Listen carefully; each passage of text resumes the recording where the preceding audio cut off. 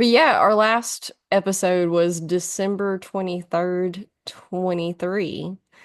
So it has been, and we talked probably like a month before it came out too. So it's been a minute. Yeah, How long are time. you? How are I'm things? great. How are you? I'm doing good. Still doing the Germany, Spain hop. Germany, Spain, Albania. That seems to be my little my triage of places. I just got back from Spain actually last week. Yeah, because you So spend winters over there. it's wonderful. And plus like my mom loves Spain. I love Spain. It's a great place for us to meet up. And I don't have to go to Minnesota in January, which is a plus as I see it. Uh, when was it? So do you come over back to the States regularly or ever or? I just come back usually for Christmas. I visit my dad, but my dad's in Georgia, which is like much warmer. And Minnesota, I'm from Minnesota and I don't really care for it in January. It's wonderful in the summers, like, but it's not nice in January. So because my parents are in different states, it just makes sense to like, meet up at different places. So I love being able to meet up with my mom in Spain. And Las Palmas is like high 60s, like low 70s. So for it's pretty nice. You can't go into the water, but you can sit on the beach. So that's good enough for me in January. I'm fine. So it's kind of like California's weather, where it's just a nice mild all of the time. Yeah. We went over there um, for our graduation vacation, graduation trip. I don't know what it. We went to LA. My husband's family is from there, so Okay. his grandmother picked us up at LAX, and it's like June, July at this point. I'm from Alabama, and it is the first thing I had a tank top on with jeans that had all sorts of holes in them. And the first thing she said to me was, "Well, honey, is it hot where you come from?" I said, "Yes, yes, it is." She went, "Oh, is it really?" Because she was so used to just, a nice 70 year round. Yeah. Yeah. Like, no, we're pushing like 105, but the heat index is, because it's so humid here. It's Yeah. hot year round pretty much. We get uh so I play a lot of pickleball, and there's this new guy who just moved here from, I don't know, like Illinois or something. And he was asking me the other day, uh he's like, what is this winter thing that's going on? Is it cold here? Because they just moved here like 2 months ago. Okay. So he has no idea yet. Like, No idea. And he's like, we moved here because we wanted warmer weather and we thought that this was a warmer area and it's been very cold. And I'm like, no, no, no, you're fine. It's not even worth getting a big coat or anything because winter comes for like 2 weeks and then it goes yeah. away for like 2 weeks and then it comes back for 2 weeks and we just kind of do that for like a month or two and then we're gone. Then it's done. We're back to hot weather, Exactly. which I'm not mad about because historically, like I had a lot of health problems when I was early teens to early 20s and Hmm. couldn't go outside because I couldn't get too hot because I would pass out every single time. So now that I'm a lot healthier, I'm like, I really appreciate the heat and it makes Yeah, me like I'm out there sweating, doing yard work, and just so thankful to be able to. totally. I just love being outside. I mean, when it's nice, because here, I mean, like the winters are dark and cold, and so like it's the one time in Munich that everybody's super spontaneous. You could just be like, "Hey, meet us down by the river. Like, I'll be down there in 30 minutes." And they have like these little kiosks, so you can get like snacks and beers and stuff like that, and just like sit down there. And the whole city like just comes, you know, and it's really nice where you can bike and. I don't know. I just or go to the pools or like, go to the lake or whatever. I like being outside more just because I don't know, the winter's quite long and it does it does get to you after a while. I mean, I go to the gym every day or I just because everyone's like, wow, that's impressive. I'm like, no, I can't just like work from home and just be at home all the time. Like I need to kind of get out and see people and like, I mean, I'm doing more like in-person workshops and stuff like that now, and like that's been really cool. But in general, I mean, like most of my stuff is on Zoom. Yeah, I feel that because I'm similar the same way. I mostly work from home. I do teach yoga classes in person, but this is where my heart is doing this with Yeah. you. It's like this is where I'd rather be most of the time. And so this is where I am most of the time. And used to I could go weeks at a time and not leave my house and not even Mhm. realize it. And Oh, really? yeah. But my husband would he would realize it. He'd be like, you need to get out of this house. And You need to get out of the house, go somewhere. I'm fine. I'm fine. I don't need to leave. I got everything I need right here. And he's like, no, you may not realize it, but Yeah. you're stir crazy. You're driving me crazy. Yeah. Like, but then like I started getting out more and more, but I really locked myself in my house for years and years and years before COVID made us do it, and was very happy with just staying in my little bubble. Uh, Yeah. but you mentioned going down to the river and like snacks and stuff, and I think we would consider that a third place. Are you familiar with third places? Mm-mm. I don't Okay, think so.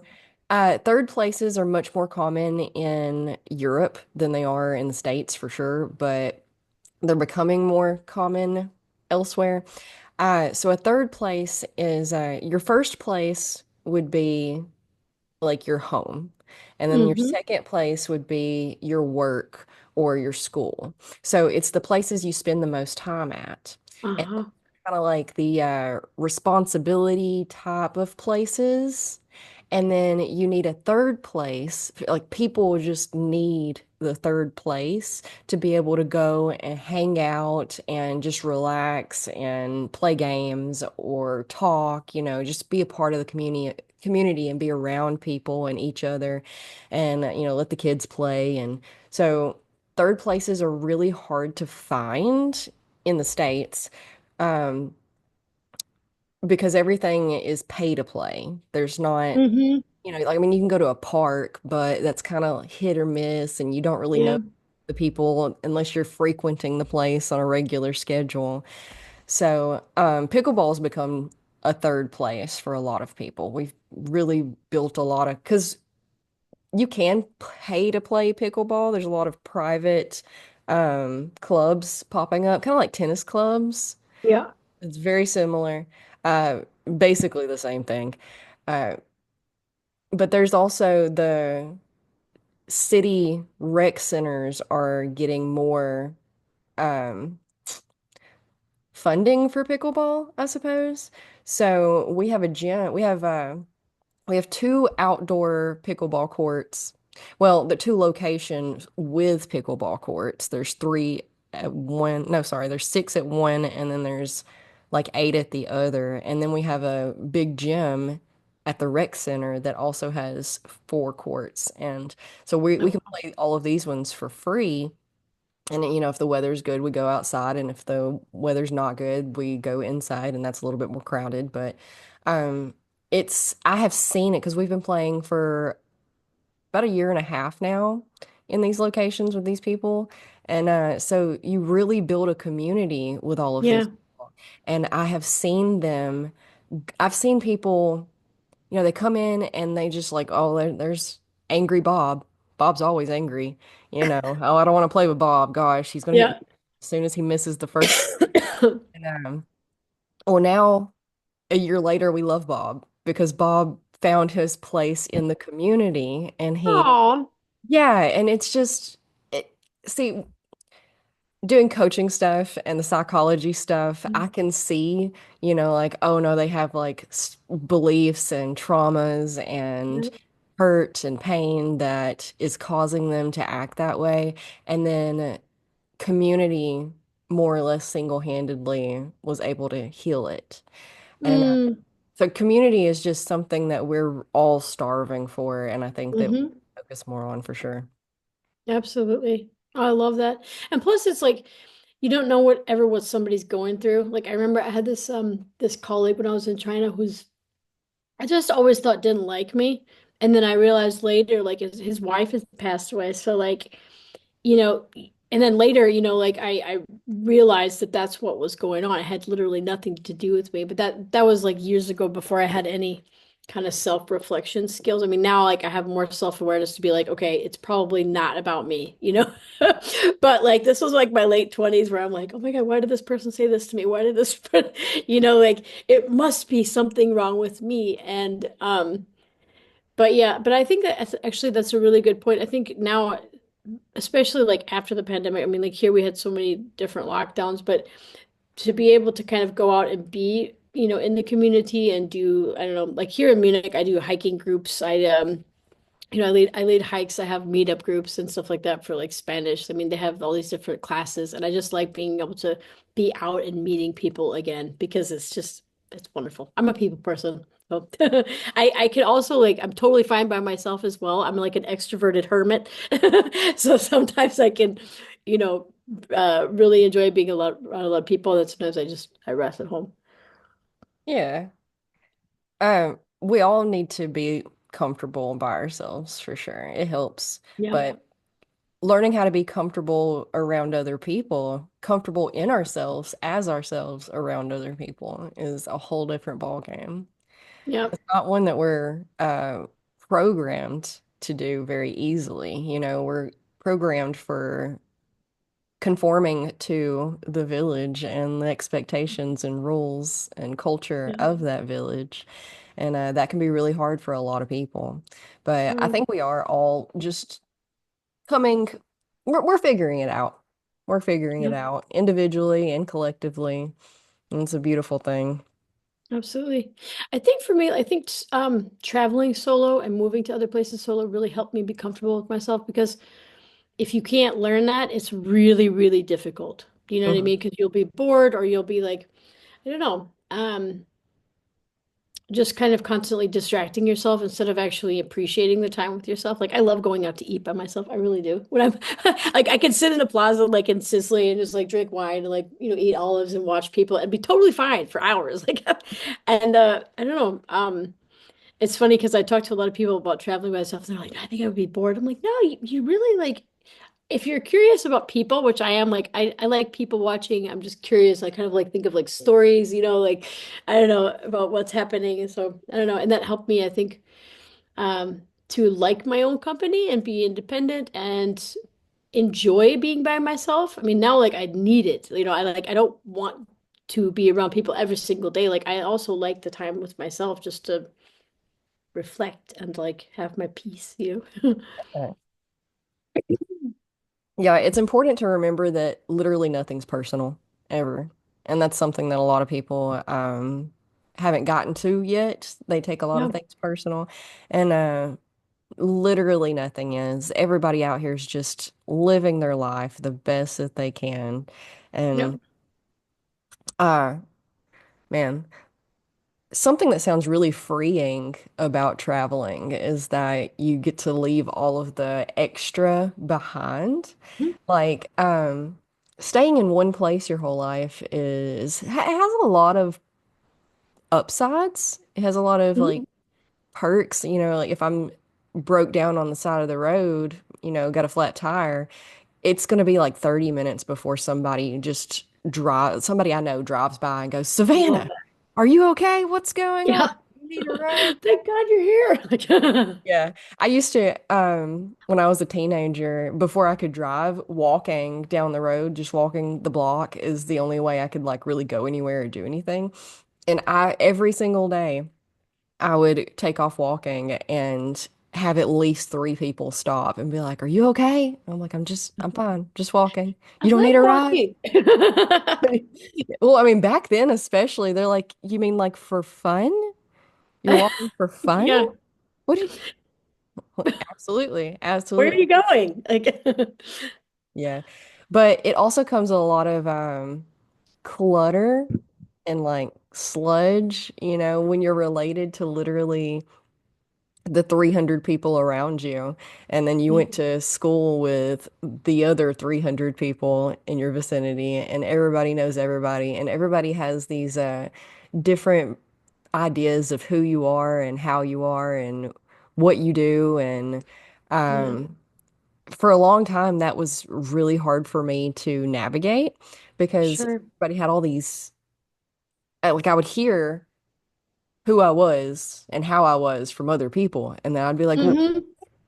what do you mean? That's not it. Huh? Like, how did you even Yeah. begin to get that from that? And so, like, it's, learning how to love yourself and be with yourself when you're by yourself is a whole different ball game than trying to learn all of that while you're being smothered by people, Hmm.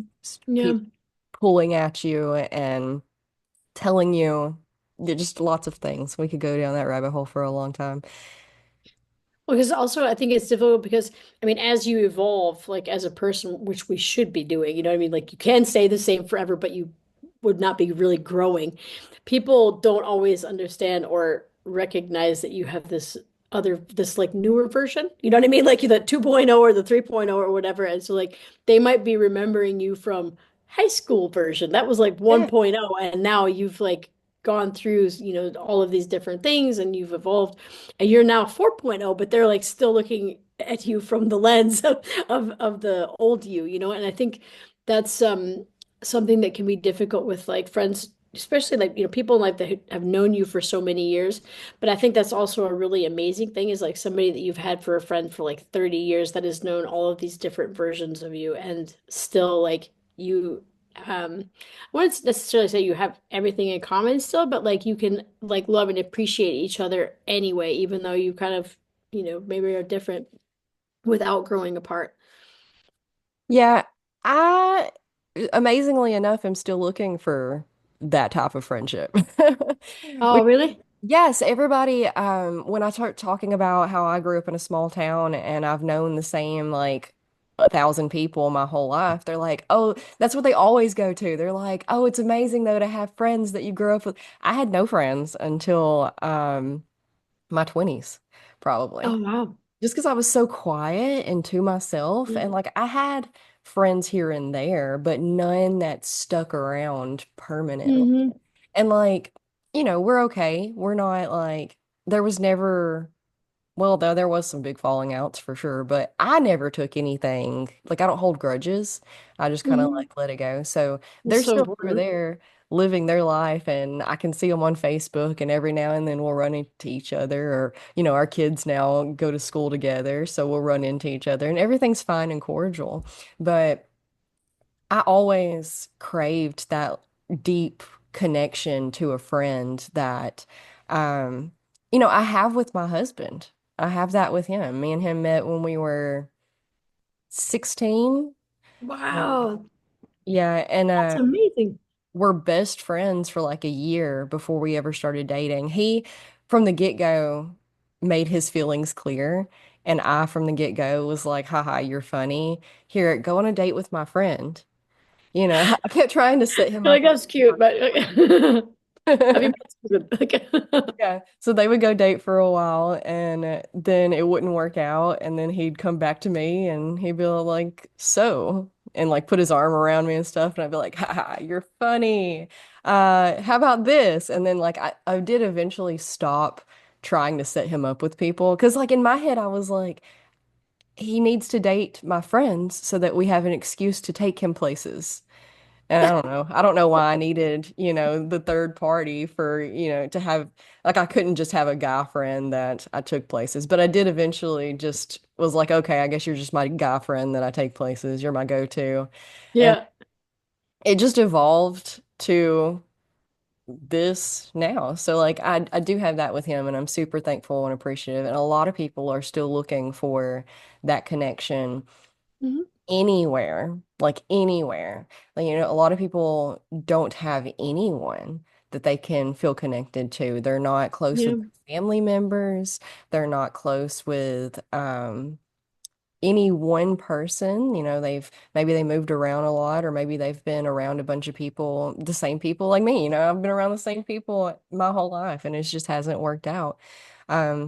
I mean, it's okay. It's fine. I'm not complaining or woe is me or anything like that. It's just it's a lot of misconceptions about um I found it much easier to make friends once I got out into the quote unquote real world. Once I Hmm. graduated high school and started college and started working and was in the workforce, that's when I started picking up friends because Hmm.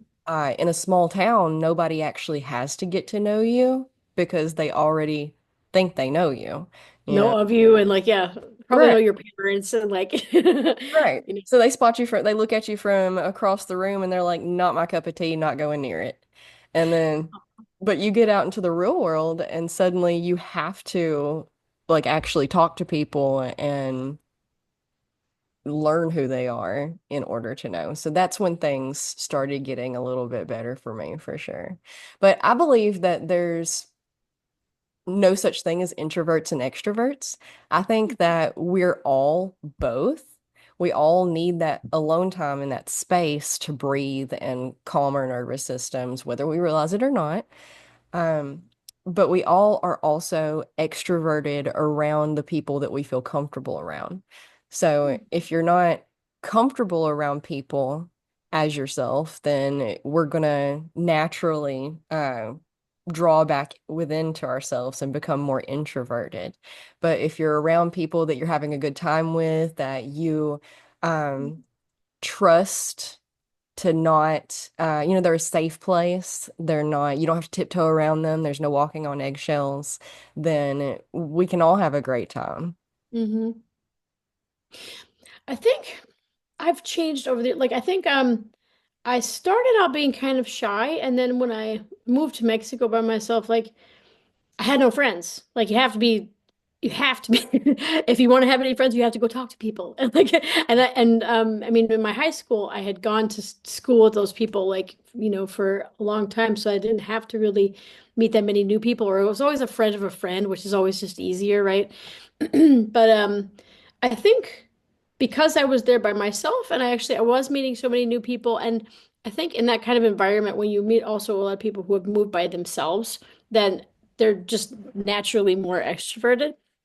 And then I think over the years, like, I mean, in Beijing, when I was in China, I was like just out meeting people doing things like every single day in my 30s. I don't know how I had this energy. I did.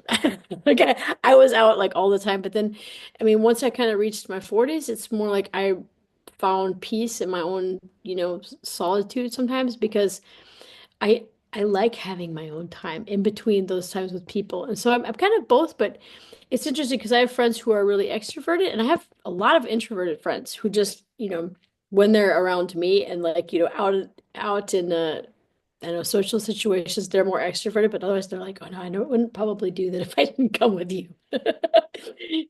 I like to drag them out of the house, but it's a good balance though, because I also like to be around people who are a bit, calmer because I'm a high energy person. So it's like you need that balance, you know?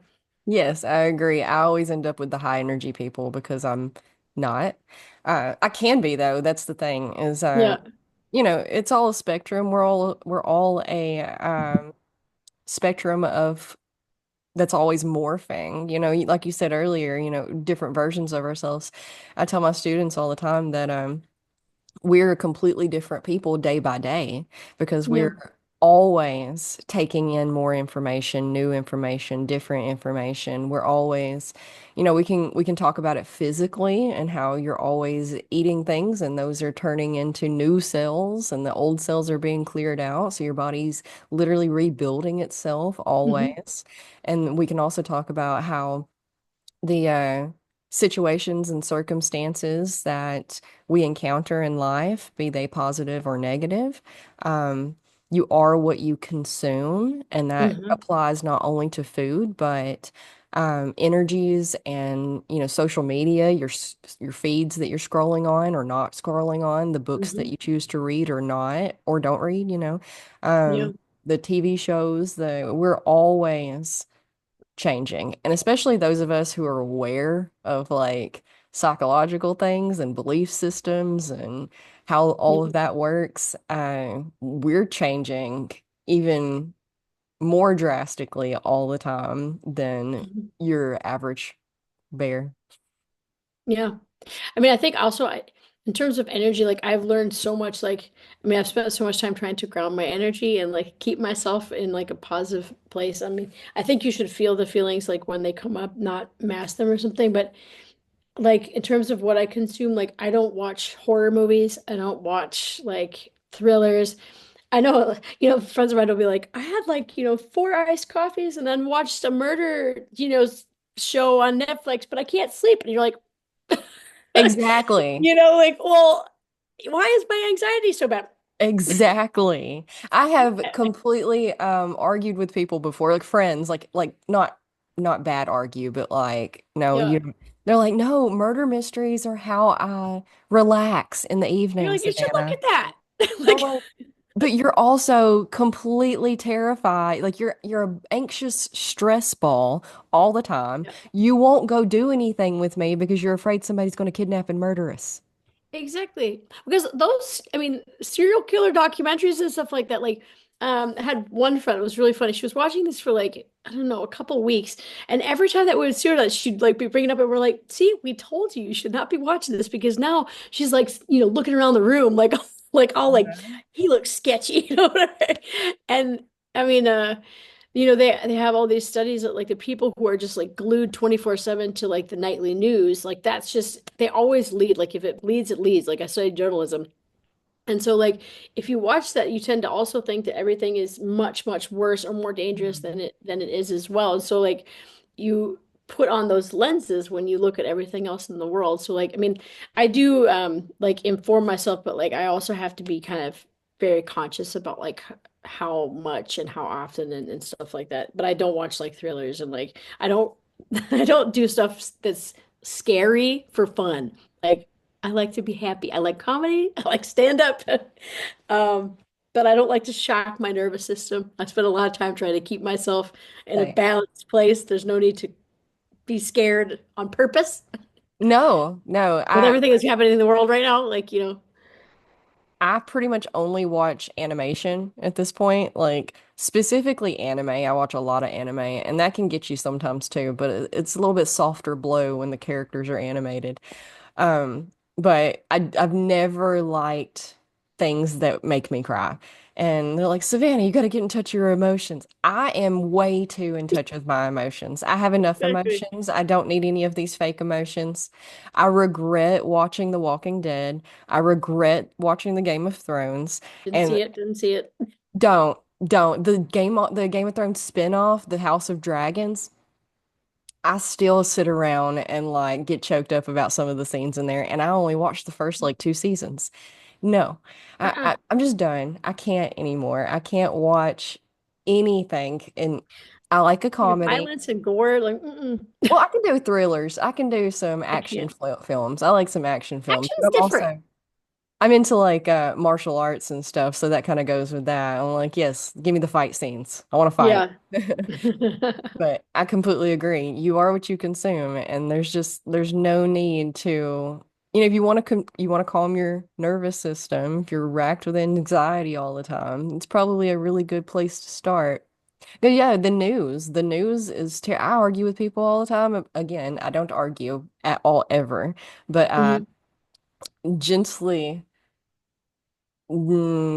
disagree and try to I discuss help people it. help people see other points of views of things. But yeah, everybody's like, these days it's so bad these days. It wouldn't like this one. I'm like, it was. It was. We just didn't have it blast in our face constantly. Mhm. You had to actually, 100 years ago, you had to actually, well, I mean, going back further than that, the news, if you're out in the countryside on your little homestead farm, in the 1700s, you didn't get news. You You'd got wait for very, somebody to come very bring it to little you with a news. horse. Like, like Exactly.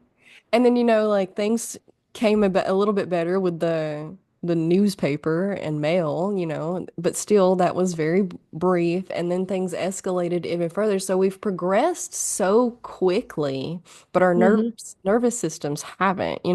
Even when we were growing up, you had to go into your house and turn on the television at a specific time Yeah.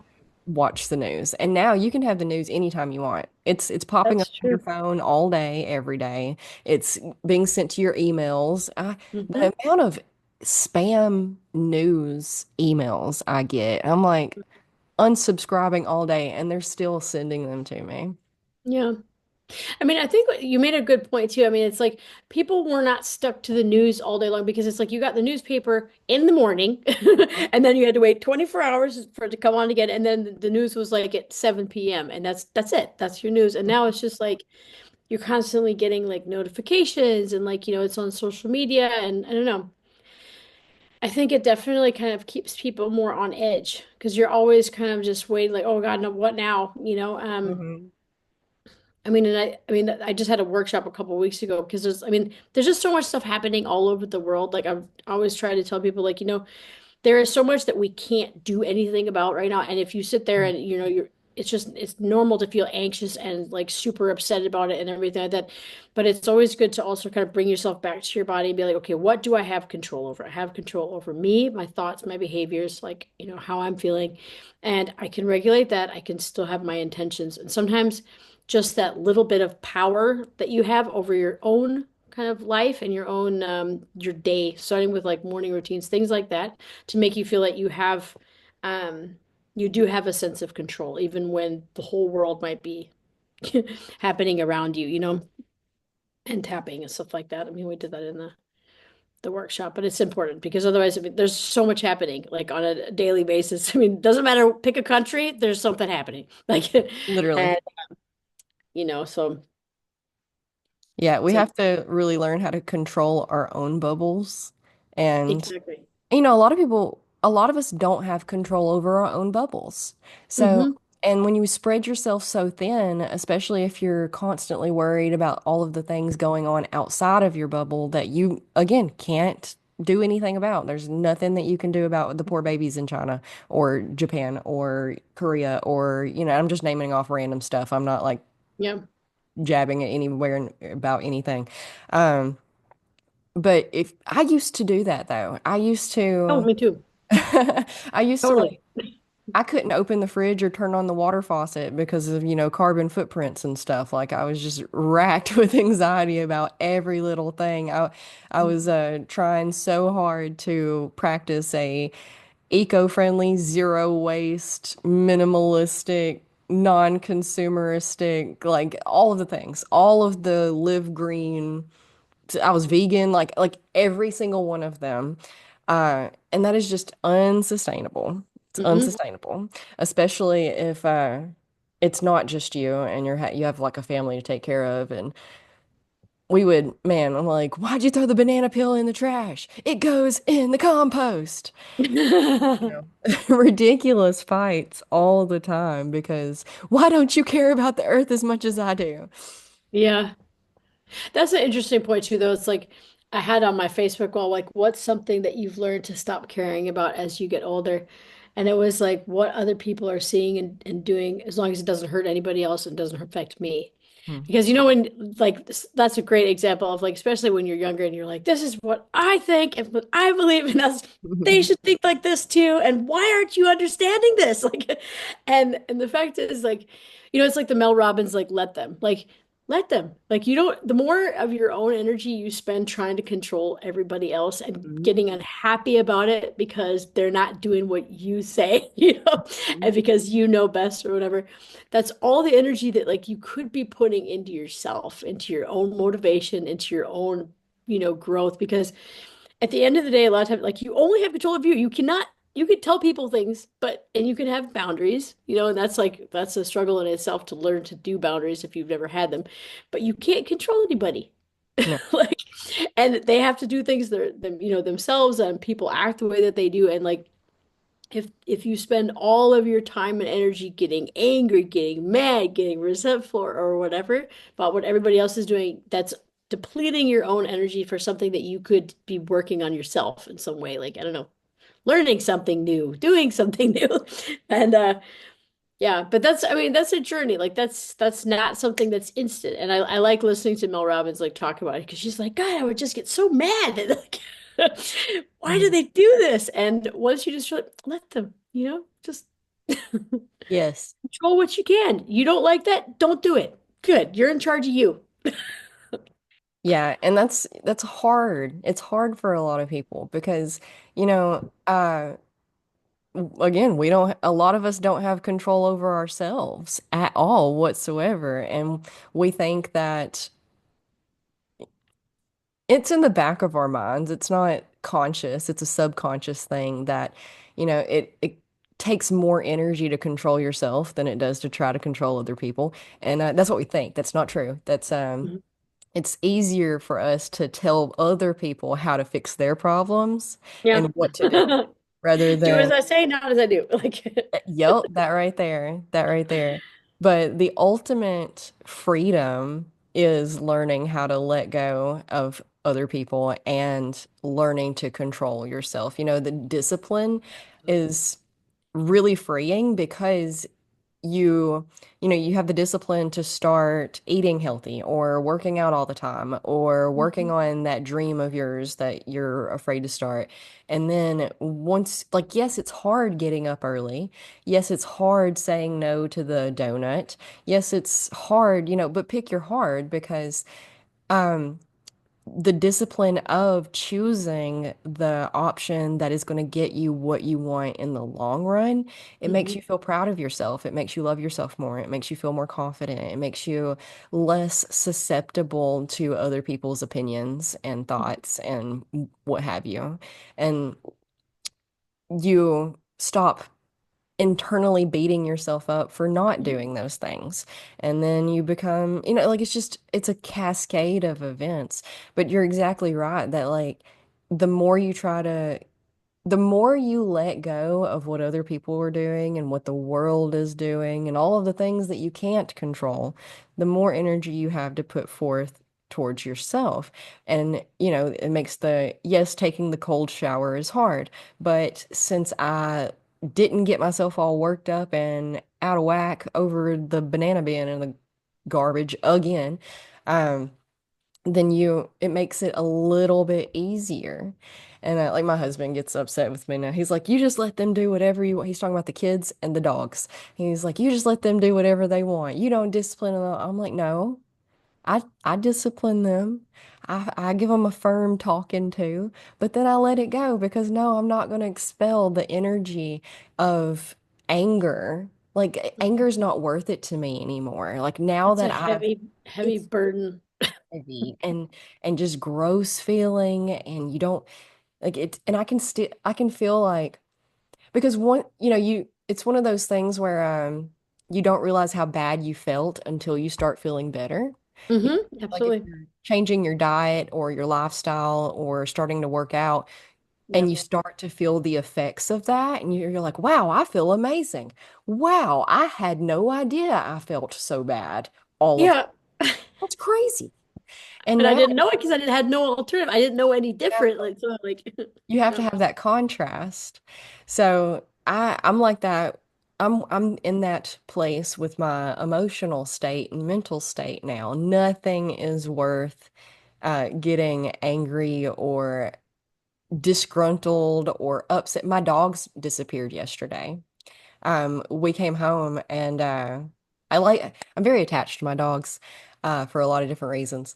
And we got home about noon yesterday from playing pickleball, and it's been storming for a couple of days. It's raining right now. And our gate was blown open Oh and no. our dogs were just missing. So we got home about 12:30 and they were missing all day. We spent 3 hours riding around looking for them. And I was in like at first I was okay because I was like, this has happened before. We're just gonna get in the car and go find them and no big deal. Like we always do. Hmm. My husband had to go into work and then the kids got home from school and I was like, okay, well, I'm just gonna go about my regular day because I mean, like I've driven around, I've driven around, I've driven around, I've looked everywhere, I've made the Facebook post, I've tagged all the locals. We're just gonna have to wait it out now. And as the night crept in, things started getting harder.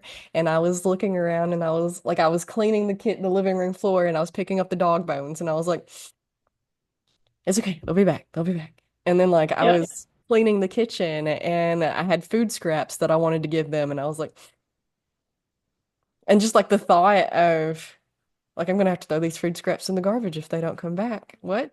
And like just like little things as the night went on was like I went from like I'm okay to, but like I refused to, and this is not healthy, but also maybe a sign of growth and emotional development. I don't know. I was fine. I really was fine. I wasn't suppressing it, but it did get to a point to where I was like, oh no. And then I was like trying to get away from the feelings. Um, Mm-hmm. but I did end up getting them back. Someone, Facebook found them. So Amazing. I went and picked them up at like 11 o'clock last night. Somebody called me, and my cousin actually called me and was like, and I watched it ring. I watched my phone ring because it's like 10:30 at night. I'm like, and she doesn't call me. I was like, that's obviously a butt dial. And I just watched it. Yeah. And then I like finished, I was on my computer, I was doing things, and then I got back around to it, pulled it up, and she had sent me pictures of screenshots of the dogs, and I was like, oh Oh, no.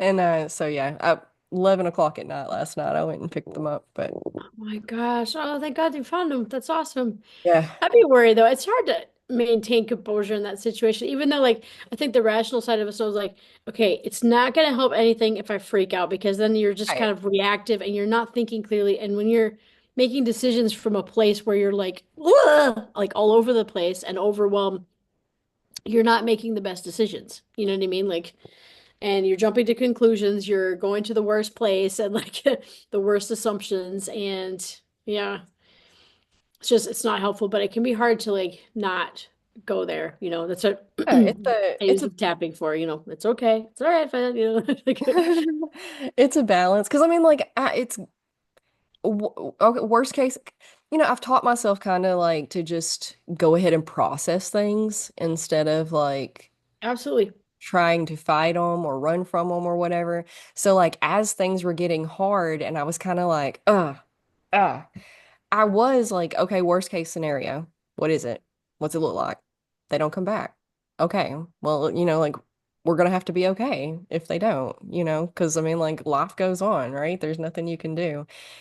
People really get stuck in grief and Mm.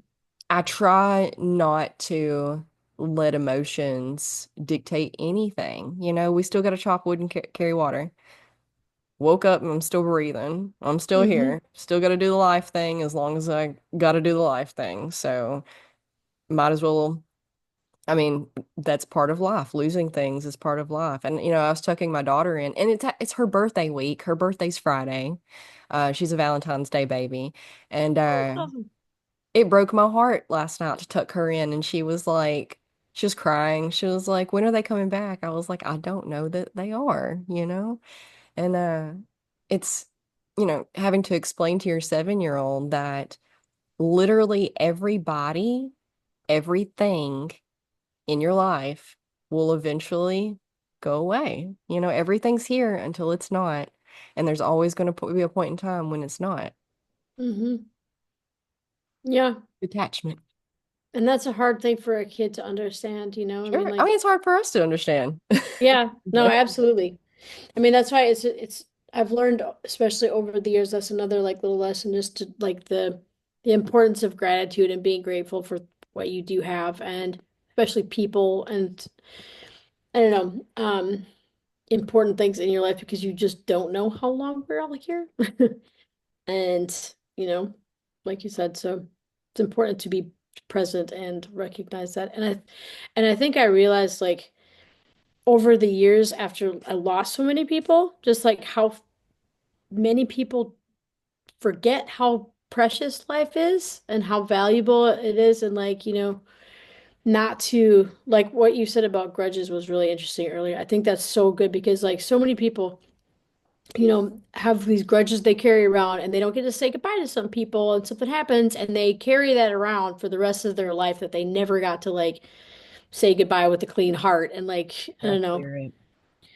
It's just always important, I think, not to. And this is something I wish I'd known when I was younger. Now that this is me now, like knowing the importance and that wisdom comes with age, right? Like, unfortunately, but yeah, I mean, the importance of being able to let things go, not carry around grudges and anger and resentment and all of those things. Those are such heavy, burdensome emotions Mhm. that, I mean, it affects your health. It affects, like, I don't know, so many aspects of your life. And it's just heavy.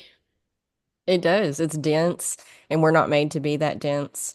And Yeah. it does affect your health. Stress levels are one of Oh, the biggest factors of all sickness, all yeah. Hmm. disease. And, disease is dis-ease. That's, I love words. And I just wish that people understood more about letting go and forgiveness and how Hmm. impactful that alone can be on everything in your life, your physical Hmm. health, your mental health, your emotional health, your relationships with money, your relationships with food. It's all emotional because Hmm. we are emotional beings. We're emotional wrecks most of the time. Yeah. And that's exactly what we're letting control every aspect of our life is our emotions. We uh we snap at this person because of the old pattern that was a wound from that thing that happened. Doesn't even have anything to do with this person, but Hmm. the fact that that person is similar to this person in this way triggered it, and now you're The feeling that we reactionary. got for that person is the same, even though they might not be the same person at all. But like, yeah. Yeah, and you have to be aware of these things before you can start to change them. Hmm. And then once you are aware and start to change, you can't go back. And that's kind of like where things get sticky because you can't unlearn. You can't ever go back. Ignorance is bliss and you can't go back. Hmm. But there's bliss on the other side too. It's just a little bit of a journey to get over there. Yeah. But then it can also be difficult to deal with the same people who knew you in the old way, Oh yeah. except for now you're not handling things in the same way because then you have to be like, no, I'm gonna handle this better than my old self would. And I'm Hmm. especially with like family things, you know what I mean? Yeah. Because like there's nobody that can push your buttons like family, you Yep. know? And like, and I feel like with most of the world, like there's all these, boundaries and things that like we use to go interact with people and in society and our communities and stuff like that. And family, like people that like you didn't choose them. They're just they've always been there, right? And so like there's different ways that you have to learn to boundaries, like for example, and ways of communications, ways of like being assertive and stating what you want. That can be really hard because you've learned something new, a better way that's like, and it can be really hard when the other person is still in Yes. that place, and they might never change, and you Yeah. can't do anything about that. Nope. Accept it. You just gotta accept it and do your best with it. Especially the Smile older they get. all Like the I've time. talked to so many people about this, like, with their grandparents or their parents, and like you have to at some point be like, I am not going to be able to influence or change them, but I can change the way that I behave, the way that I show up, and the way I communicate. Yeah. I don't remember what it's called, and I could take the time to Google it, but it would take time to Google it. But there's this thing in psychology that has a name where you actually fall back into who you were when you were around those people. Like, Transactional analysis. maybe. It's like there's like an equal state, and there's one like where it's more like parentified person, and then like a child thing, that dynamic. Maybe. This is the example I was given was like you say hung out with these people in college. These are your college friends. And then you graduate college and you haven't seen them for 20 years. And Yeah. in those 20 years, you've changed a lot. You've, grown and yada yada, whatever, whatever. And then you get back around these people that you were around 20 years ago, and suddenly you are the exact same person. It's like you digress mentally in Oh. the exact same person that you were back then, and you don't even realize it. Hmm. Yep. Then, but then like, how would you come out of that then? Like, do you just get back into your normal state and be Yeah, like, when you go back to your regular life and leave them behind, you snap right back into who you are now. yeah, It's this weird psychological thing that humans do. yeah. Most of the time, don't even realize it. Our humans are crazy. We're crazy. I was gonna say, or like you realize that you're around the same people that you always were around, and you realize that you're different, If which you're is also aware. not a good feeling. It's just like, oh my God, like I never realized that, they're really negative. All they're doing is complaining and, bitching about other people. And like, instead of being like, well, this is what I want to do. And I don't know, like, I think, I can't remember the saying, but it was like, some people discuss other people, some people discuss ideas, and some people like discuss themselves. I don't know, something about like that. But the Yeah. point is, you're supposed to be evolving and not just the people that are always complaining about everybody else, like, oh, they're fake and they're a loser and they're not the ones that are actually working on themselves. They're just Right. complaining and blaming everybody else for, you Yes. know. Yeah, it's a small people discuss people. Uh, Mediocre people discuss events, and Yeah. great people discuss ideas. Something. Yeah. Yeah. That was it. That was it. Yeah, that's a good one. Yeah, I've always thought about that too. Boundaries. There's a really there's an outlook I found on boundaries over the past like year or something. What is time? But it was talking about how boundaries are oftentimes seen as a way to keep people out of your life that would Hmm. disrupt your life, when we should be thinking of boundaries as ways to keep people in your life. You Yeah. know, if you know that you don't get along with Uncle Bob, Hmm. but Uncle Bob's going to be at all of the functions and you're still going to see him all the time, Yep. then a lot of people default to, oh, well, I'm going to hold my boundaries and I'm just not going to go to the functions anymore. I'm like, well, is that actually what we want, though? Or do Hmm. we want to hold boundaries around Uncle Bob so that we can still go to the functions and have a good time? You know, Yeah. maybe we just need to not talk to him. Maybe we just need to stay over here. Maybe we need to learn how to smile and nod and dip into the Hmm. next room as quickly as possible when he starts cornering us. Maybe Yeah. we need to find polite phrases that shift things that we can prepare ahead of time. You know, like there's lots of things that we can do that help us not isolate ourselves because, we're so love the internet. It's been a great tool.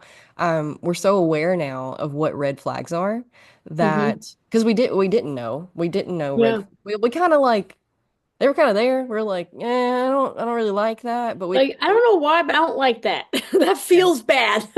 It's your nervous system trying to tell you, but you're like, it's probably nothing. I'm just paranoid. Like, Well, and then the family and the culture normalizes the red yeah. flags. But now we have names for the red flags. It's like, oh, he's a narcissist or, whatever. Gaslighting you. Yes, it's You didn't like, hear that. That's not what I said. Yes, you did. Nope. That's all in your head. Like, yeah. Oh, that's emotional abuse. Oh, that's verbal abuse. You're yeah. bullying. Hmm. Like, so now we're so Rejection. aware of red flags and what they are that we have our defense mechanism, which is natural and normal and completely understandable, has been to throw up all of the brick walls and dip, you know, Hmm. isolate. And that's creating problems also because not a single person on this planet is completely red flagless. Hmm. And like not to say that we have red flags that are always a problem. It's just that we're human, and some days we might say the wrong thing Hmm. and, completely unintentionally. And now we have just thrown up a red flag to this. Um, I I red flagged my neighbor a lot. Um, like I was the red flag. I was the problem. Um, It's me. Hi. it's me. It's me. I scared her off, and I understand completely. Um, so we had these new neighbor the house next door to ours sat empty for like the first 5 years we lived here. Oh, So wow. when a couple finally moved in, I was super excited that they were my age. And I was like, oh my gosh, we could be best friends. Yeah, And I yeah, yeah, came off totally. way too strong, way too quickly. And there Too was much too soon. too much too soon. And like there was some things that I said that I like lose sleep about still to this day. Like, Savannah, why did you say that? And like so she has completely ghosted me, and we still have each other's numbers, and we're fine. Uh, but I don't go over there and talk to her, and she doesn't come over here and talk to me anymore. And she'll leave me because they have a little like orchard in their backyard, so she'll leave me presents on the front porch, and then text me and tell me about them. She'll like I left Oh, okay. and then I garden and I know she kind of they homestead a little bit and so when I start seeds in the spring I always take her my leftover plant my extra plants and I'll text her and be like left you this and then like if we were at the beach a couple of months ago and she sent me a picture of my dog, and she was like, "Do you know whose puppy this is?" I was like, "Oh my gosh, it's my puppy!" And she was like, "Oh no, we had just got him, and she knew we had another dog though. She was like, "So if this one's yours and he's out, the other one must be out too." And I was like, "I'm at the beach. There's nothing I can do." She was like, "No, don't worry. I'll go find him and put him back." And she did. Oh, God. So, like we're fine, but also she very is standoffish to me. Mm, So that's something that we have to remember is that every single one of us has a red flag somewhere or another, and it may be problematic and it may be just being human and making yeah. mistakes. So when we can learn that we are the problem sometimes, then it helps us be a little bit gentler with Hmm. because we instead of just, oh, that's a red flag, throw up the brick wall, distance, we're done um, you know, analyzing it a little bit further and being like, well, is this a deal breaker specifically? Are there Hmm. good things in this person and relationship that I like and Hmm. want to have? Because there's not the perfect relationship, whether it be romantic, platonic, family, whatever, does not exist. It does Hmm. not exist. There's always going to be something that gets on your nerves about them. There's always going to be something that's toxic about them. But does the good outweigh the bad? That's what we have Hmm. to like learn how to discern. And in that, maybe because we're all dying of loneliness because we Hmm. need that village aspect. We need that community and that connection that we have gotten so far away from the past 100 years. Yeah. I think I think you said something really interesting about like we all have those things. I think it's always important to like ask yourself, can't remember where I heard this, but like is this like some behavior that somebody's doing, is this just a behavioral thing or is this like part of their character? Because something that's a behavior, you can have a boundary and be like, or you could just talk to somebody and be like, hey, when you talk about whatever, like makes me uncomfortable. Like, I don't want to talk about that, like whatever. Versus like, and see how they react because somebody who wants to keep you in their life will be like, oh, they probably had no idea that they caused any problem at all. And that's the thing is like, Yep. if you try to assume that people are coming from a good place, not that they're trying to intentionally be crappy to you, you know what I mean? But then, because a normal friend would be like, because I mean, I had this happen, especially like my friends who had kids and stuff like that. Like, they would just not read my text or listen to my audio, but like just for like 6 months or whatever. And after a while, like, there's like a couple of friends like a few years ago that I was just like, I'm like, I really value our friendship. And like, I just feel like, when you don't check my messages ever, it makes me kind of not want to send any because then it would be like, well, haven't heard from you. How are you? And I'm like, well, like you never answered me back the other 4 times. Mhm. And, you know, um, and most people will be like, "Oh my God, I'm sorry. Like things got busy. Like I'm really sorry. Like I didn't mean to hurt your feelings. Like I didn't realize, maybe that was a difficult time for you or whatever." And people who want to keep you in their life, they'll actually try, because like those Mhm. friends, I'm still friends with all of them, and they just ended up, being like, "Hey, how's it going?"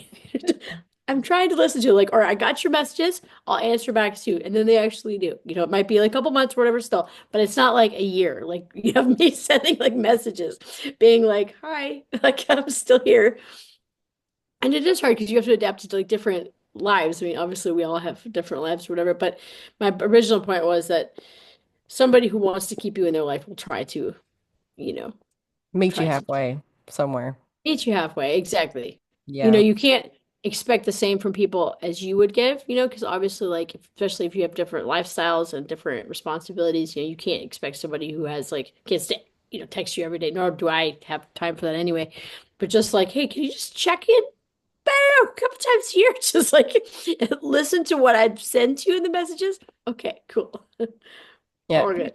People do this really weird thing where they're like, you see the memes all the time. It's like, sorry, I saw your message and I was going to respond, but then I got busy and forgot, and now it's been 3 days and I obviously can't answer you back now because it's too late. Like, no. No, No. that's why I respond usually as quick as I can, or I'll just like sometimes before bed I'll like just scroll through and be like, okay, have I gotten back to everybody? Like because sometimes I'll be like, oh yeah, I did want to send this person back like a message or but Yeah, I'll pick up it's a just text checking in. message the next week. Like if I forget, because I do, sometimes I do, I'll Yeah. forget. And then next week I'll be looking at something else and see it. And I'm like, oh no, I never answered them back. I will absolutely answer back like nothing ever happened. Like Yeah. Oh immediately. no, I totally do that too though. Like, I mean, I think that most people, unless it's like about meeting up a certain day or something like that, where you have like a time that you need to respond, I think Uh, most people understand that. If it's just like a, hey, this is what's going on in my life. How's your life, going because you live far away. Nobody needs, it's not urgent. right. And I have a lot of people will be texting back and forth for a few minutes and they're like, okay, I have to go now. Like you don't have to tell me that you have to go. Just go. It's not a phone call. Now, like you could Right. just, that's the nice thing. But Now it's weird because like now like you just please just stop texting me actually. Don't yeah. tell me you have to go because in 4 hours when I think of this random thing to tell you, I'm gonna feel weird about like let me write a formal letter. Hello. Good evening. I hope that this reaches you well. But it occurred to me that also yada yada yada yada yada yada. Don't feel pressured to return the text, like Yeah. makes you think too hard. Less is more. Less is more, guys. Exactly. Oh, that's funny. Yeah, my mom is like that. I have to always remind her because she'll be like, oh, I can't talk now. And then she'll send like 10 more messages. And then she'll be like, oh, I can't talk now. I have to go. And I'm like, Just why go. are you, why Just go. are you texting me? Like, Just just do the thing. go. I don't need to play by play. Just, send me a message when you have time. Like, I'm doing things too. I'm not by the phone, like, waiting for the next text message. So it's funny though. She's funny. It's been funny learning phone culture because like it's a new thing. We didn't have text messages when I Yeah. was text messaging became a thing when I was a teenager. Well, like 13, I think. The whole family got one cell phone to share, and Wow. you had to like hit the three times to get to the E. Like Yeah. those ones.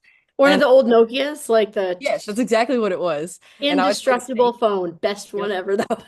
I'd sit around and play Snake for hours on it. Because I mean, like, who was I texting at 13 or 14? But Yeah. and we got smartphones came about when I was 17 or 18. And that was just a whole new world. That was Hmm. amazing. And that was my favorite tech transition ever. Yeah. But we're still learning. People are always like text messaging is so hard because you can't hear people's tone and their energy and how they Hmm. mean it.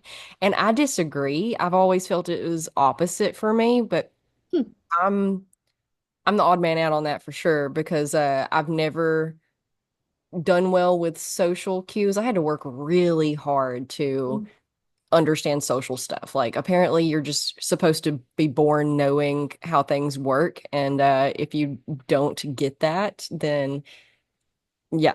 But texting was always a lot easier for me because, I didn't talk for so long Mm-hmm. anyway.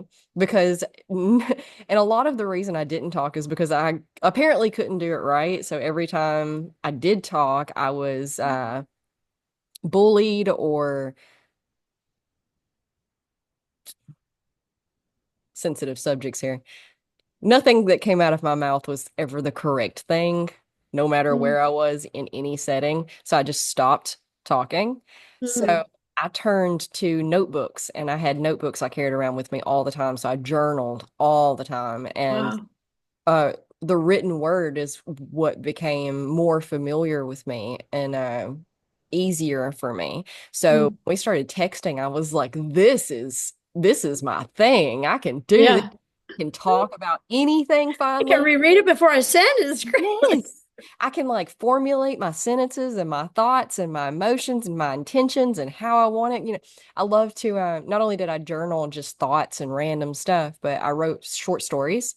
That was how I escaped reality, was I lived in a new one in my head. So I had this whole like universe I created, um, like a group of friends, and they went on adventures and stuff. And so I could like it was always really easy for me to know how to put emotion into word like written words. So Hmm.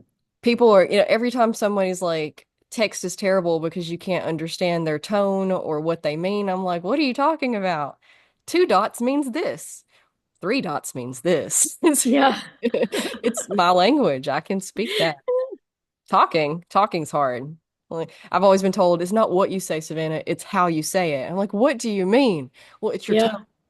What do you mean it's my tone? I just talk and words come out however they come out. What do you like? So I can't control my tone very well, but I can control it in the written word. I like Mm. that. I think it's both. I mean, because the thing is that even if you convey it in a very super well thought out way, it doesn't mean the other person's gonna like, understand it like that. Sure, sure. But I mean, words are connected. I think like that's one of the reasons that like I like audio message. I like that's a nice thing because you don't Yes. have to drop everything to have like a phone call and that chunk of time like a phone call like you have no idea how long it's going to go on. So that's for me like sometimes where I'm like, oh, I don't know if I should answer the phone because like I have something in like 15 minutes and I have to run out the door or something like that. Hmm.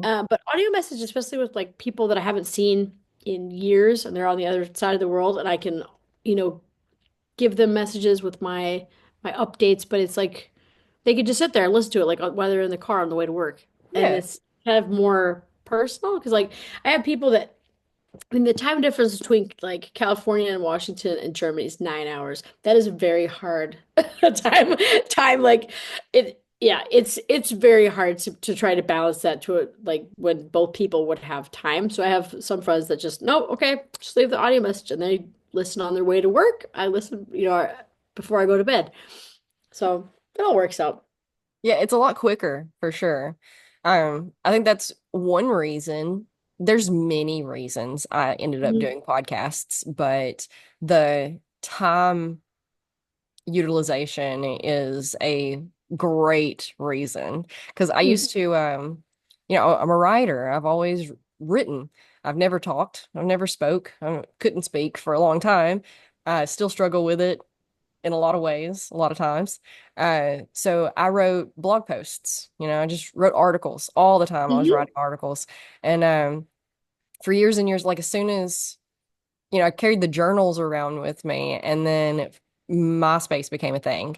And that was the first like online, and Zanga. I don't know if you knew that one. That was more of a nerdy one. Um, it was very t Tumblr. You familiar with Tumblr? So no, like I had Bebo. That was like the first one that I Okay. had, and then I had MySpace for like ever, and then I got Facebook in like 2007 or something.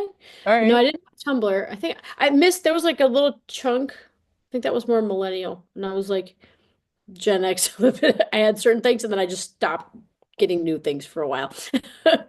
Yeah, my journal's very, as soon as the internet became a thing, I had a computer in my room and just melted into it, became one with it, and never came out of it. So I started typing instead of writing and never Hmm. stopped. But once I became a mom, it became more and more frustrating and stressful to type.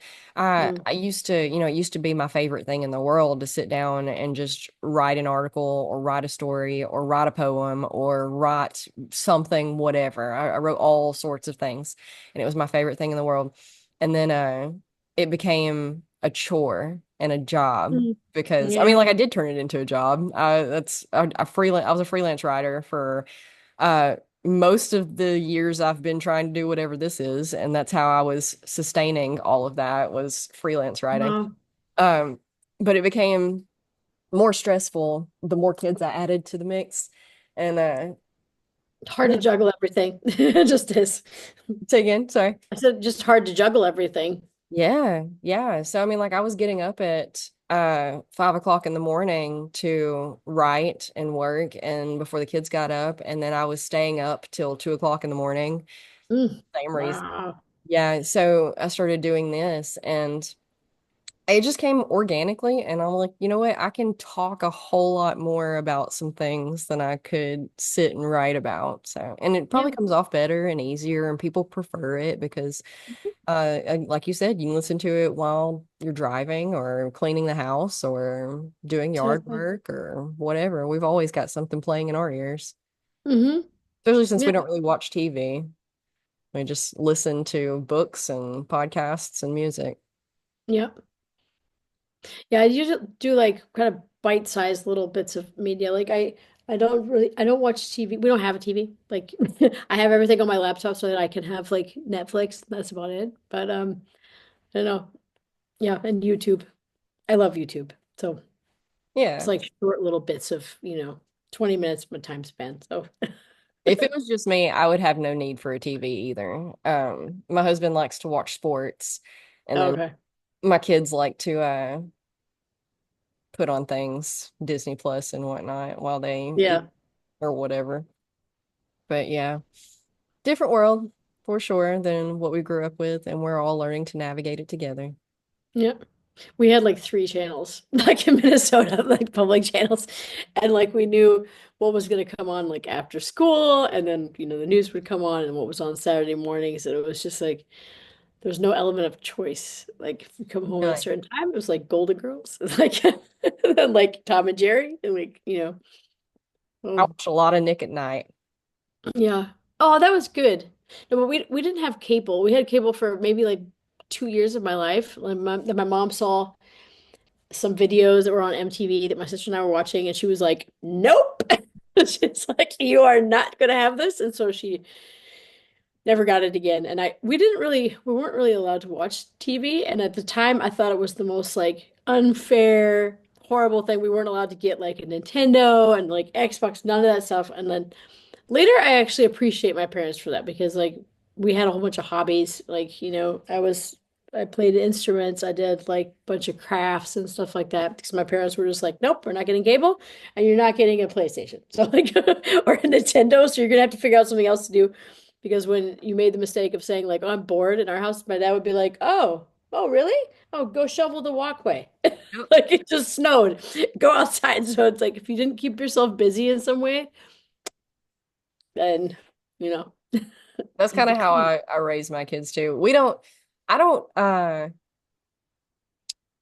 I don't manage their screen time limit. That's the word I'm looking for. I don't limit their screen time too much.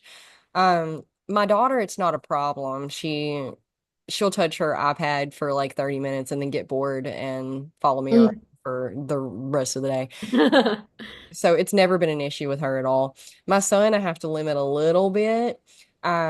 He's not allowed to YouTube at all.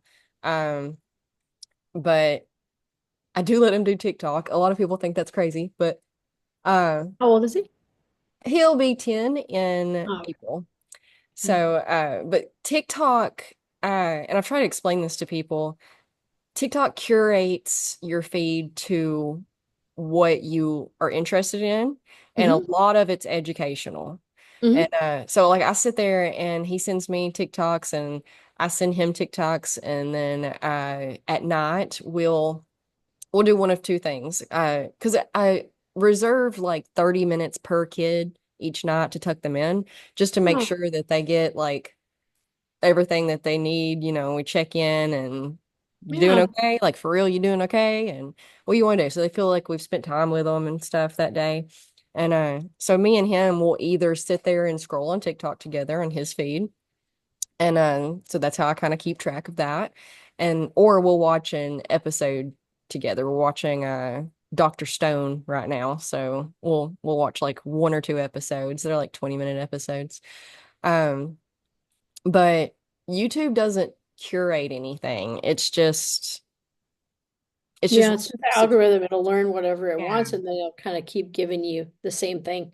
And most of it's garbage, honestly. Most of it's Yeah. like a video game, Minecraft. I love Mr. Beast himself. There's a whole type of format content called Mr. Beast style that I Hmm. hate. And I have a hair in my mouth. It's just I cannot get. So that's what I'm doing. You're like, what is she? Uh, I figured I have long hair. I get it. it's from the fuzz of my shaw. Oh, really? Okay. Chili in here. So that's where that came from. But Mr. Beast style is Mr. Beast himself is great. Mr. Beast style is terrible. It's real loud exclamation Hmm. talking and like jumping from screen to screen. It's just very like boom, boom, boom, boom, boom in your Hmm. face. And it racks my nervous system. I Yeah. cannot. So yeah, we don't do YouTube. Because with But YouTube, I mean, you can kind of curate your stuff, but you have to understand how the algorithm works. So if you save certain things, like certain things, comment on certain things, make folders with certain things, but that'll kind of be your algorithm. Like right. it knows, it learns. But because I know like I have a lot of friends that are like, God, why are they showing me this? I don't know. I'm like, Yep. well, do you like anything? Do you save anything? Do you comment on anything? No. Okay, then it's just trying to like show you like, what about this? What Yep. about this? And mine is actually great because like I mean I've had YouTube for God knows how many years, and so like I follow a bunch of people, I'm subscribed to a bunch of people, so I get the different kinds of stuff that I want. So I like mine. I don't know, Yep. but that's what I look at when I'm at the gym because it's like, my YouTube time because I have like 45 minutes on the elliptical that I'm like, all right, just check it out what I have. Yeah, but the problem is that you do have to curate it. It doesn't do it for you. And so my 9-year-old doesn't have the capacity to curate his things properly. Uh, Yeah. whereas like TikTok picks up on what gets your attention. It's like, oh, they watched this for a longer duration of time than they watched this. So let me show them Mhm. more of that. Yeah. And so it does it for you, which is why it works a lot better because his TikTok feed is great. It's all building stuff and camping stuff and like Oh, camping cool. hacks and fishing and food and recipes. He loves to cook. I Um, love that. yeah, yeah. But YouTube, it, it's just Minecraft garbage for the most part. Oh, I don't like Minecraft. Yeah. Yeah. Forget that. But I mean, I do, but like I just skip it. So like I don't know. YouTube knows that I'm not gonna not yeah, gonna look at video game stuff. So yeah, it catches him though. But other than that, he plays a lot of video games, but it's always with his friends or with his dad. So it's funny because like all he does is sit around and play video games, and that's not entirely false, but he's not doing it by himself most of the time either. Like I if he is doing it by himself, then I'm like, hey, I need you to do this, I need you to do that, and I give him chores and stuff and other things. And but yeah, anyway, tangent after No worries. tangent. So still coaching? I am, yes. I'm Cool. still doing EFT empowerment coaching, and it's been like I said, it's been I guess it was a year ago that we talked, but like I hadn't done many like in-person workshops, and that's my goal for this year is like collaboration stuff and also kind Yeah. of more live places, sorry, workshops. So I did one in Spain. I did one in Albania 2 years ago. Didn't do one last year. But I found a place in Munich that's really good for workshops as well. So I'm going to be doing that. And that's what I'm really excited about because I like the in-person aspect. And like the last one I had that was in Spain, it's just cool seeing people react to tapping when they've never seen it or heard about it or anything like that. And they're like, okay, well, it looks kind of funny, but yeah, like, let's do it. And then they're like, wow, I feel like so calm and so much better. And you're like, yep, see? And it's funny that people are so resistant to a lot of things too. Like my in-person yoga classes, I like to work in stuff like this, little tools that you can do, and it never fails. For example, one of my favorite go-tos is taking your fingertips and just massaging around your face, Hmm. the jawline, around the ears, around the sinus cavities. It's got so many benefits, and I'll walk them through it, and I'll explain the benefits between detox. It detoxes the Yeah. face system with Like the lymph yeah, the lymph drainage, nodes. right? Like, because Yep. it depuffs it, like, I know. Yeah, all of the things. And I'll look around and nobody's doing it. And I'm like, they're embarrassed. They're embarrassed to do things. That's all. Hmm. I'm like, Yeah. it's so simple, you guys. It's just the more I get away from being an anxious, stressed out ball of nerves, the and like settling into like just the whatever you want to call it, calm, relaxed state that I am, the further I get away from that, the more and more shocked I am. But I mean, like, I remember being there. I remember being too shy to do anything. I couldn't even, when I first started practicing yoga, I would only do it in my living room by myself when my husband was not home. Like, I couldn't even do it in front of him. I was so embarrassed of just Yeah. moving. And so I have to, like, remember, like, I don't judge them. It makes me feel sad. I was like, I Yeah. hate that you're in this state, but I'm so glad that you're here. I'm going to keep suggesting this, and maybe one day you'll actually do it. Yeah. Yeah, I mean, I've been in workshops like online ones where they turn their camera off. I'm like, okay, like as long as you're doing it, like that. But usually I get one person to be like an echo, so then they have to do it. They have to like repeat what I say and stuff like that. So Okay.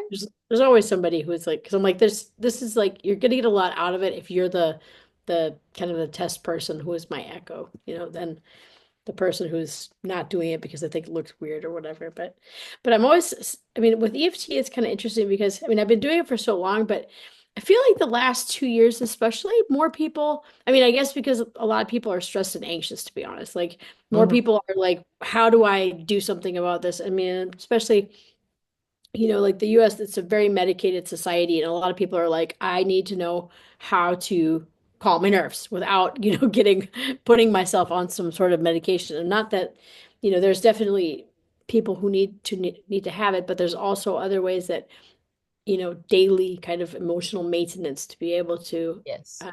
regulate yourself and not get derailed by something that happens, during the day or things going around. But I feel like people are a lot more open to it because I mean, even like the second you're like, well, it's a mind body tool that you could use to, release, anxiety, fears, and stress. And they're like, oh, really? Huh.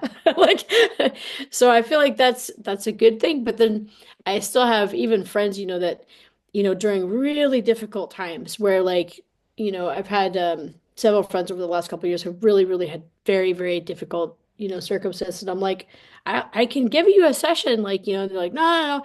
And it's not until it's like absolutely, you know, to the point where they can't do anything else, then they're like, fine, let's do it. And then they like feel so much better. They come in like crying, hysterical, and then after an hour, they're like, "Oh my God, I feel like better than I have in months." And you're like, "Well, I'm trying to tell you." Yes.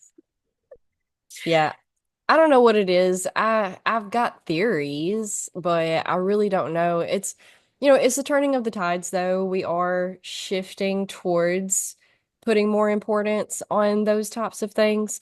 But I think, like for example, going to the gym, you have an hour, 45 minutes, however long to go in the gym, get your workout, and it's really physical. It's like something you can touch and feel and understand right now, and it feels productive, and it's that yang Hmm. energy that we're all soaked in. And we don't put as much on the yin, and we need both to balance us out. So, like the Hmm. mental and the emotional work would be more of the yin, the meditation, the EFT tapping, Reiki sessions. And yeah, it's so hard to get people to show up for the slower, calmer things, which is crazy because they're actually less work. Like for the most part, all you got to do is lay there in a lot of these situations. But Yeah. we're so go, go, go hustle culture that Hmm. we don't have time for that. We don't have time to just lay there for an hour. Are you kidding me? 30 minutes? No, I don't have time for that. Hmm. But it's we're starting, I think, to understand that the more time we make for that, the better everything else gets. Hmm. Everything else gets, the smoother, like everything, relationships, money, mental Hmm. health, emotional health, physical health, literally everything. There's this saying, it's like a monk or something said it. It said, everyone should meditate for an hour every day unless you're busy, in which case you should meditate for two. Yeah, absolutely. Yeah. Yeah, we'll Because figure it both out. of your, I remember hearing that once. That's so true as well, because especially in those, when you're flailing around like, I just can't, I don't have time. That's exactly when you need to just be like, stop, just stop.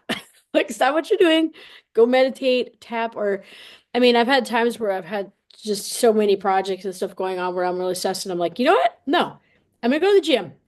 Right now, I'm going to go to the gym. I have never left the gym in a bad mood. Never once. Never. Nope. I always leave feeling like $1 million, and then I can come back and I'm like, I'm centered, I'm focused, I have like these endorphins, and everything like that, and I just feel better, and the stress has left my body. Now I can keep going. And sometimes it's also a matter of like figuring out what is it that I need right now. Like, do I need to tap? Do I just need a walk around the block? Do I need to eat something? Am I thirsty? Like just simple little things to figure out like what do I need to be able to, ground myself and go forward with the day. hmm and the yin stuff is just as, if not more important than the yang stuff. Because if you don't, the yin stuff is what gives you the energy and clarity to be able to do the the hard work stuff. And then Hmm. if you have the energy to really put your all into all of that, then you're prioritizing better, and you're proofreading better, and you have more Hmm. patience to do it right the first time instead of like Absolutely. rushing through it and then making mistakes. And it's just it's counterintuitive, but the more we learn to slow down, the Hmm. faster everything else speeds up. And that's crazy, but and like in a good way, in a good way. Yeah. No, it's absolutely true because I mean, when you're frantic and when you're frazzled, like you're not showing up from like a rational place where you're going to be making good decisions. You're also going to be distracted. It's hard to know how to prioritize, when you do that. And you're very reactive to every single thing like around you, which Mm. is not conducive for being productive, or working smarter and not, or sorry, working smarter and not just like longer and harder. Yep, I agree entirely. um we're going on an hour and a half though. We could tangent for another 30 minutes, or we could just go ahead and wrap it up. So I have a workshop in 30 minutes that I have to be on, and Okay. I have to eat something very quickly before that. So because it's a workshop that's going to be going for 2 hours after that. So like I have to get some food. All right. But otherwise I could just sit here and talk all day. Well, we could always do it again in another time. But Absolutely. No, like I absolutely love this. Like it's so interesting talking to you because you have so many You have so many good insights and perspectives and like learnings. I really like enjoy hearing, where you were before and like how you are now and based on your reflections and stuff like that. So Well, I can thank you. always talk about that stuff. I enjoy talking to you as well. So Um, always like, Tell people where to find you. okay. So they can go to my website, which is dreahunt.com, which is DREAHUNT.com. And I've got two free ebooks, which I'm going to give you. And also, if anybody is interested in any of my EFT coaching programs, you can use the hashtag Savannah, and then you can get 10% off my biggest package. Awesome. And we'll make sure to Just link all of that in the show notes. exactly. All right. So Thank you so much. thank you so much. It's been absolutely wonderful. Love It talking to you. has. Yes. I always try to bring on people who, had a good conversation because not all conversations are good conversations. I It's was true. joking with my friend the other, quote unquote joking. I was like, you could turn a drinking game into some of these episodes. Um, be careful though. Take it very carefully. Take a drink every time they mention their product because a lot of people just come on here to sell things, and that's I want to have a conversation. I just want to talk, Yeah. hang out. Anyway, we'll go.